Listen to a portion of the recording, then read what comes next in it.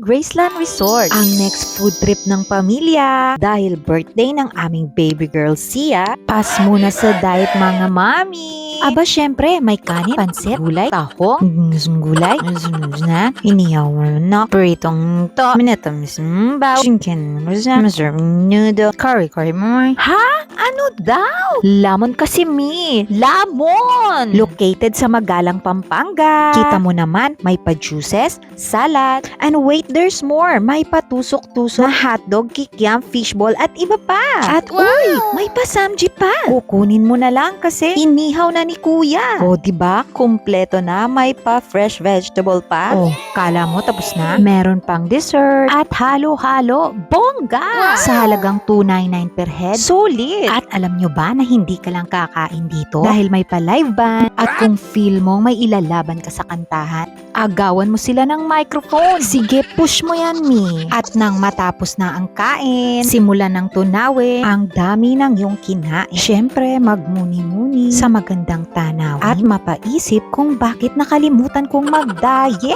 Kaya i-ready ang tiyan sa masarap na pagkain, busog at magandang tanawin. Let's go mga mi. Kaya tara na, let's go to